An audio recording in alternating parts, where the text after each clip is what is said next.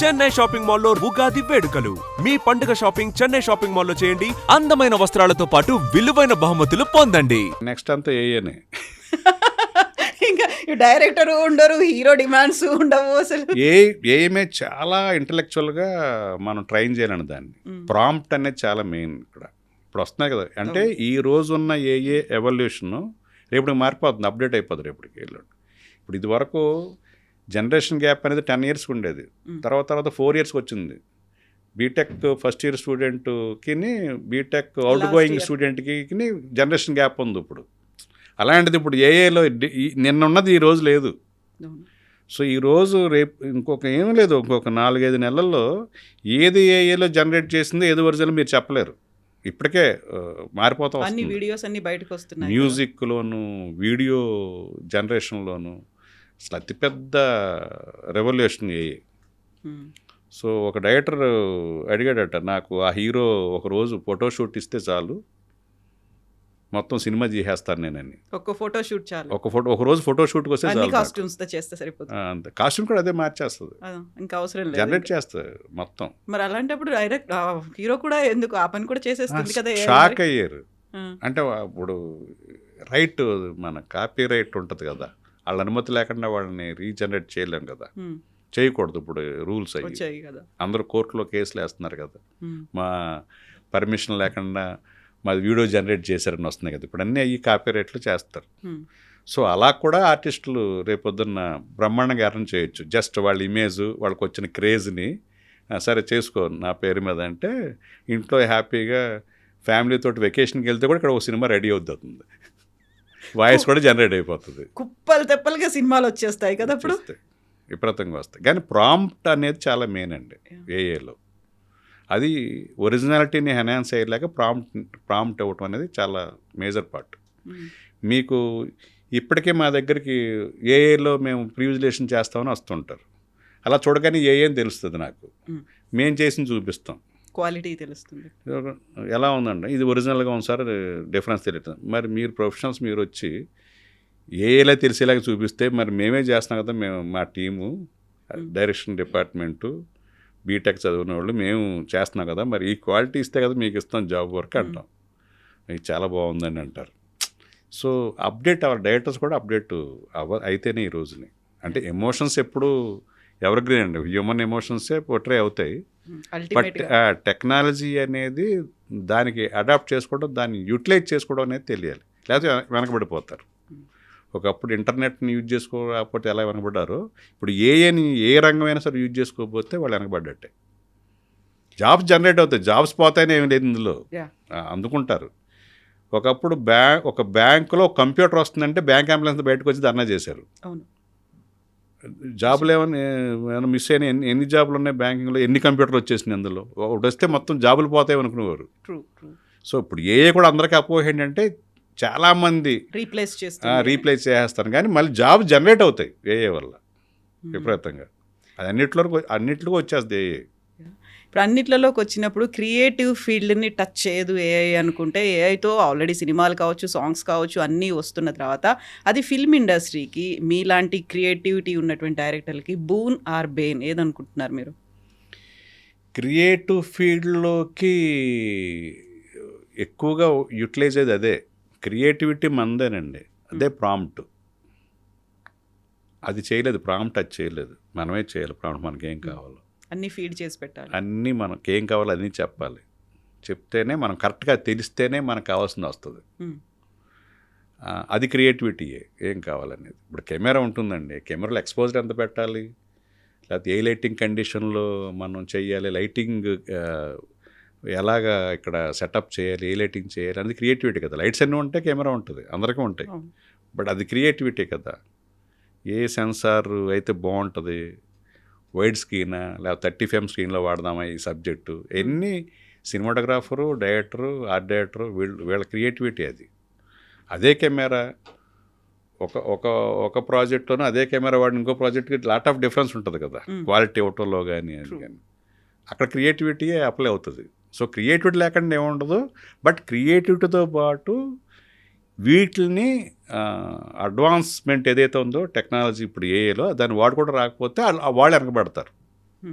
వాళ్ళ పాత పద్ధతుల్లో ఇప్పుడు వినాయలు వచ్చిందండి, ప్రింట్ వేసేస్తున్నారు, హాఫ్ అన్ అవర్లో అయిపోతుంది. ఇది వరకు పెయింట్ చేసేవాళ్ళు.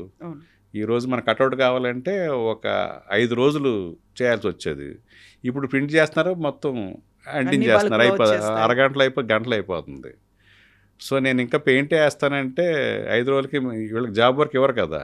ఇప్పుడు నీకు సాయంత్రం కావాలి, రేపు పొద్దున పెట్టాలంటారు. అప్పుడు ఈ పెయింటర్కి వర్క్ ఉంటుంది కదా. అలాగా ఎగ్జాక్ట్లీ టైంను మన టెక్నికల్ అడ్వాన్స్మెంట్లో వెనకబడకూడదు క్రియేటివ్ ఫీల్డ్లో ఉన్నవాళ్ళు. సో వీరశంకర్ గారు వెరీ ఫస్ట్ మూవీ తీసినప్పుడు వెన్నెల్లో ఆడపిల్ల యండమూరి వీరేంద్రనాథ్ గారి నవల ఆధారంగా తీశారు. అప్పటి నుంచి టిల్ డేట్ వచ్చినటువంటి మార్పులు, మీ జర్నీ, ఇవన్నీ చూస్తే ఒక్కసారి వెనక్కి తిరిగి చూస్తే ఏమనిపిస్తుంది? అదృష్టం కొద్దీ మేము వచ్చింది 88 అండి ఎస్టినేటర్గా. మేము వచ్చిన కొత్తలో మూవీ ఎలా ఉంది, రష్ నెగిటివ్ ఉంది, రష్ బ్లాక్ అండ్ వైట్లో ప్రింట్ చేశారు అప్పట్లో. అంటే కలర్ చేస్తే ఎక్కువ ఖర్చు అవుద్దని, రషే కదా అని బ్లాక్ అండ్ వైట్లో చేసేవాళ్ళు.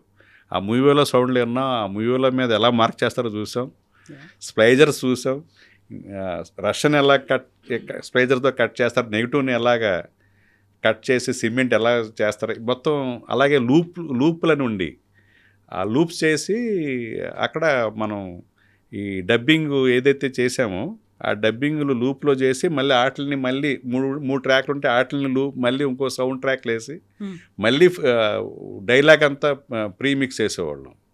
అలాగే వీటికి సౌండ్స్ అన్నీ 80 రూమ్లో ఉండి పంచ్ సౌండ్స్ అన్నీ, ఏది ఫైటర్స్కి, తర్వాత ఏదో మన టెలిఫోన్ సౌండ్లు, ఇలాంటివన్నీ కొన్ని సౌండ్లు ఇక్కడే వేసేవారు. వాటిని మళ్ళీ ప్రీమిక్స్ చేసేవాళ్ళం. ఇవన్నీ తీసుకెళ్ళి ఆర్ఆర్ అయిన తర్వాత అక్కడ ఆర్ఆర్ ఇక్కడ ఈ ట్రాక్ మళ్ళీ అక్కడ లైవ్ కొన్ని బర్డ్ సౌండ్స్ అను లేకపోతే బూట్ల సౌండ్ అను సింక్ చేస్తూ అక్కడ ఓవర్ నైట్లో అంతా అయిపోయేది అక్కడ. సో ఆ ఎవల్యూషన్ నుంచి మూవీల నుంచి మన స్టీన్ బ్యాక్ చూసాం, స్టీన్ బ్యాక్ నుంచి యావిడ్ వచ్చింది, కంప్యూటరైజ్డ్ అయిపోయింది. టెలిసీనీ అనే సిస్టమ్ వచ్చింది రష్కి నెగిటివ్ ఉండగానే. టెలిసీనీలో చేసి టేప్లో పోస్ట్ ప్రొడక్షన్ చేసుకునేవాళ్ళం. టేప్లో మన ట్రాన్స్ఫర్ అయ్యేది ఫిల్మ్ అంతా రష్. అవన్నీ మనం యూమాటిక్, బీటా ఇవి ఉంటాయి కదా, అలాంటి టేపులు వాడేవాళ్ళు. వాటితో పోస్ట్ ప్రొడక్షన్ జరిగేది. సౌండ్ ఎఫెక్ట్స్ చేసారన్నా లేదా డబ్బింగ్ చెప్పాలన్నా కంప్యూటరైజ్ అయ్యి డబ్బింగ్. సో అక్కడి నుంచి ఇదిగో ఏ జనరేషన్ వరకు వచ్చాం. డిజిటల్ కెమెరాస్ వచ్చి నెగిటివ్ పోయి ఆ డిజిటల్ కెమెరాస్ రావటం వల్ల ఒక రష్ హార్డ్ డిస్క్లోకి వచ్చేసింది. ఈ హార్డ్ డిస్క్లు ఇక్కడ డబ్బింగ్ జరుగుతుంటే అక్కడ ఇంకొకటి సౌండ్ ఎఫెక్ట్ చేయొచ్చు, ఇంకో చోట. అప్పుడు రష్ ఒకటే ఉండేది, ఏదో ఒక చోట చేయగలిగేవాళ్ళు వర్క్, 1 by 1 చేయాల్సి వచ్చేది అక్కడ. ఇప్పుడు 4 చోట్ల కదా 5 చోట్ల హార్డ్ డిస్క్ పంపిస్తే ఆ రష్ అన్ని చోట్ల వర్క్ జరుగుతూ ఉంటుంది. ఆ ఎవల్యూషన్ వచ్చింది. వెరీ ఫస్ట్ మూవీ తీయాలి అనుకున్నప్పుడు వెన్నెల్లో ఆడపిల్ల అప్పటికే చాలా సూపర్ హిట్ అయినటువంటి ఒక నవలను తీసుకొచ్చారు, మీరు ఒక సినిమాగా చేస్తున్నారు. సినిమాకు వచ్చినటువంటి ఫీడ్బ్యాక్ కావచ్చు, సినిమాకు వచ్చినటువంటి రియాక్షన్స్ చూసిన తర్వాత యండమూరి గారి దగ్గర నుంచి ఎలాంటి రెస్పాన్స్ అనేది వచ్చింది మీకు? యాక్చువల్గా కోడి రామకృష్ణ గారి దగ్గర నేను వర్క్ చేశాను, ఆయన శిష్యుడు నేను. కోటి రామకృష్ణ గారు, దాసనారాయణరావు గారు ఎలాంటి జోనర్ సినిమాలు తీశారు, ఎలాంటి డ్రామాస్ తీశారు, అవి తీశారు. సో దాసనారాయణరావు గారినే ఫాలో అయ్యారు ఆయన. అలాగే రాఘవేంద్రరావు గారి సినిమాలు, కోదండరెడ్డి గారి సినిమాలు రాఘవేంద్రరావు గారి స్టైల్లోనే ఉండి కోదండ. సో నేను కోటరామకృష్ణ వర్క్ చేసిన కాబట్టి మనకు ఒక ఐడెంటిటీ రావాలనే ఒక తాపత్రయం ఉండేది. నేను కోటరామకృష్ణలో చేస్తే ఆయన దాసనారాయణరావుకి తీశారు, నేను కోటరామకృష్ణ తీస్తే ఐడెంటిటీ ఏముంటుంది. సో వెన్నెల ఆడపిల్ల అనేది చాలా పెద్ద టాస్క్. అమ్మాయి కనిపించదు, ఎలా చేయాలి సినిమా అని యండమూరి గారు రాసిన నవల్లో అది మాత్రం సినిమాగా రాలే అప్పుడు దాకా. సో నేను ఛాలెంజ్ తీసుకున్నాను, ఇది చెయ్యాలి మనం అని. అది రామారావు గారికి నేరేషన్ ఇచ్చాను. రామారావు గారు నాకు పరిచయం లేదు, శ్రీకాంత్ వచ్చి నాకు చైల్డ్హుడ్ ఫ్రెండ్, క్లాస్మేట్స్ మేము ఇద్దరం. సో వాడేంటంటే నాతోటే ఫస్ట్ సినిమా చేయాలి నువ్వు అని ఉండేది. సో తనే కేఎస్ రామారావు గారికి పరిచయం చేయటం, నేను నేరేట్ చేయటం, సార్ మీకు బాగుంటేనే, మీకు నచ్చితేనే చేయండి, లేకపోతే వేరే వాళ్ళతో చేస్తా అని శ్రీకాంత్ చెప్తే ఆయన నాకు ఎలా చేయొచ్చని వెన్నెల ఆడపిల్ల అని తెలుసుంటే ఎప్పుడో చేసి ఉండేవాడిని అని అంత కితాబు ఇచ్చాడు ఆయన. సో అలా అది ఆ సినిమా చేసాం. ఆ సినిమా చేసిన తర్వాత యండమూరి గారు ఇన్వాల్వ్మెంట్ ఏం లేదు అప్పుడు. డిస్కషన్లో ఆయన లేదు, ఎందుకంటే ఆయన వెన్నెల ఆడపిల్ల నవల్ని ఆయన డీడీలో సీరియల్గా చేశాడు, ఆయన ఉన్నది యాస్టీజ్. నేను ప్రతిదీ వేరేగా సినిమాటిక్ అడాప్షన్ చేశాను, సీన్స్ అన్నీ మారిపోతూ ఉండి, థ్రెడ్ మాత్రం అలాగే ఉండేది, మార్చాను. ఆయన సినిమా చూశాక ఇచ్చిన కితాబ్ ఏంటంటే, నేను నవలు రాయకుండా ఈ సినిమా ముందొచ్చుంటే హీరోయిన్ ఇంట్రడక్షన్ ఇలాగ చేసి ఉండేవాడిని అన్నాడు. ఓకే. అమ్మ హీరోయిన్ ఇంట్రడక్షన్ ఒక ఏంజల్ లాగా రివ్యూలో అవుద్ది. తాజకృష్ణ దేశం అప్పుడు మన హాలిడే ఇన్ అని ఉండేది, అప్పుడు తాజకృష్ణ కదా ఎదురుగా, అక్కడ చేసాం. అవన్నీ చూసి అమ్మాయి సెండ్ ఆఫ్ సీన్ కానీ అవన్నీ నేను నేను వెన్నెల ఆడపిల్ల కన్నా ముందు వచ్చుంటే ఆయన అప్రిషియేషన్. కోటరాంకర్ అసిస్టెంట్ ఇలా చేస్తాడని అనుకోలేదు నేను, చాలా పొడ్డెక్కి తీసాడని. ఆ సినిమాయే పవన్ కళ్యాణ్ గారు చూసి అప్పటి నుంచి ఇంప్రెషన్ నా మీద. అదే తర్వాత కాలంలో గుడుంబాశంకర్ చేయడానికి కారణం అలోయలేవినే. ఆయన చూసి సినిమా అప్పట్లో గోకుల్లో సీత అయిపోయింది, సుస్వాగతం జరుగుతుంది. ఓ సెట్లో పరిచయం అయితే, మీరు వెన్నెల పిల్ల నవలు చేస్తున్నారంట కదా, ఫస్ట్ కైపు వచ్చాక ప్రొజెక్షన్ వేస్తే నన్ను పిలుస్తారని అడిగాడు ఆయన. పిలుస్తారని నాకు గుర్తొచ్చి పిలిచాను. అప్పుడు పిలిస్తే అయిపోయిన తర్వాత హగ్ చేసుకుని, చాలా బాగా అడాప్ట్ చేశారు నవల్ని, ఎవరు ఇలా చేయలేరు, ఎవరికి ఐడియా రాదు ఇలాగా అని మంచి అప్రిషియేషన్. అది విపరీతమైన ఇష్టం అతనికి. క్యూరియస్గా ఎందుకున్నాడు ఆయన? వెన్నెల ఆడపిల్ల చదివారు. ఆ ఎండమూరి నవల్స్ అన్నీ చదివాడు కదా, అప్పుడున్న జనరేషన్ అంతా ఎండమూరి నవల్స్ చదవకుండా ఎవరున్నారు అప్పుడు? ఆయనకి అంత స్టాటస్ ఉండేది ఆయనకి. ఆయన చదివాడు, ఆయనకి ఇంట్రెస్ట్ అది. మనం సినిమాగా ఎలా చేస్తాం అనేది ఒక క్యూరియాసిటీ ఉండేది. అందుకడిగా చూసి విపరీతం నచ్చింది. నచ్చిన తర్వాత హగ్ చేస్తున్నాడు, వండర్ఫుల్ చేశాను. మా అమ్మను కూడా తీసుకురావచ్చు అంటే బ్రహ్మాండంగా తీసుకురావంటే ఆవిడ కూడా వచ్చి చూశారు. చిన్న వయసు అయినా చాలా బాగా తీసావు అంటే, కొంచెం ఫిలాసఫికల్ టచ్ ఉంటుంది కదా లాస్ట్, చాలా బాగా తీసావు బాబు అని ఆవిడ కూడా నచ్చింది. ఆవిడ కూడా నవల్స్ బాగా చదువుతారు ఆవిడ కూడా. నేను నా మ్యారేజ్ ఫిక్స్ అయిన తర్వాత వెడ్డింగ్ కార్డు తీసుకుని వెళ్ళాను కళ్యాణ్ గారి దగ్గరికి. నిన్నే ఎండమూరి గారును కేఎస్ రామ గారు వచ్చారు, ఏదో కథ చెప్పారు నాకు, వీరశంకర్ గారు డైరెక్షన్ అయితే చేస్తా అని చెప్పాను వాళ్ళకి అన్నారు. ఓహో ఈయనకి ఇంట్రెస్ట్ ఉంది నా మీద అనుకున్నాను నేను. వచ్చాక నేను విజయవాడలో ఎవరు లక్ష్మీ ఫిలిమ్స్ బోస్ వాళ్ళకి వెడ్డింగ్ కార్డు ఇచ్చినప్పుడు ఇలాగ ఆయన ఇంట్రెస్ట్ చూపించాడు, సినిమా చెయ్యొచ్చా అంటే బ్రహ్మాండం చేయొచ్చండి, గోకుల సీత అంటున్నారు. వాళ్ళు ట్రేడ్ లాంగ్వేజ్ మాట్లాడతారు కదా, గోకుల సీత ఇక్కడ 10 lakhs షేర్ అన్నారు విజయవాడ, అంటే అప్పట్లో పెద్ద షేర్ అనమాట. చేసి బ్రహ్మాండంగా నేను దాని గురించి అని నేను చెయ్యొచ్చా ఎలా ఉంటుందని అడిగాను. నాకు ఈ రెవెన్యూ స్టాటిస్టిక్స్ అవసరం లేదు అన్నాను. బ్రహ్మాండంగా చేయొచ్చు మీరు. అప్పుడు వెళ్ళి వచ్చాక ఒక కథ చెప్పాను అనమాట. పెళ్ళికి వచ్చారు ఆయన? పెళ్ళికి ఆయన అక్కడ ఉన్నారు రాజస్థాన్లో.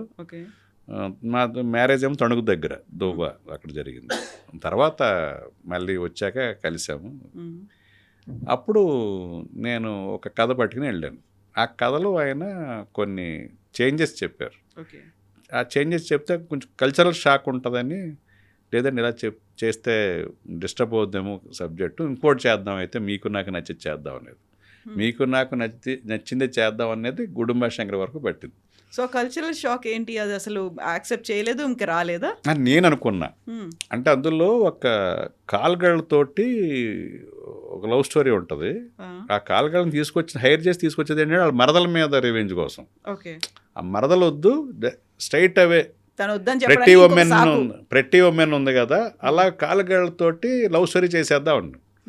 సార్ మన తెలుగు ఆడియన్స్కి అది కల్చరల్ షాక్గా ఉంటుంది, ఏదో ఒక రీజన్ ఉండాలి అమ్మాయితోటి అని నేను. లేదు మీరు ఇన్సెక్యూరిటీగా ఫీల్ అవుతున్నారు, అది వెరైటీ అవుద్దని ఆయన ఫీలింగ్. నేను తర్వాత 2 రోజులు ఆగి చెప్తానండి అన్ని, లేదండి డిస్టర్బ్ అవుద్ది, కొంచెం కల్చర్ షాక్గా ఉంటుంది, వేరే చేద్దాం ఇద్దరికి నచ్చిందని. ఇంకా తర్వాత తను కూడా అలా సినిమాలు హిట్ అవుతూ అలాగా మళ్ళీ ఖుషి తర్వాత పిలుపు వచ్చింది నాకు సినిమా. అప్పుడు నేను చెప్పింది నిజాం ఆర్మడ్ స్ట్రగుల్ మీద సాయుధం అని ఆ కథ చెప్పాలని వెళ్ళాను నేను. చెప్పాలని వెళ్తే అమ్మో పీరియడికల్ వద్దు, ఇప్పుడే లగాను గద్దార్ అవి వచ్చినాయి కదా, అవి ఇట్టేనాయి కదా అని మనం చేసినట్టు అనుకుంటారు అన్నాడు. నేను నీరు గారిపోయాను, చెప్దామని వెళ్ళాను నేను. యాక్చువల్గా అప్పుడు ఖుషి అయిపోయింది, మొత్తం ఇండస్ట్రీ అంతా చేంజ్ చేస్తుంది ఆ టైంలో. మనకు పిలుపు వచ్చింది అనమాట అక్కడ. సరే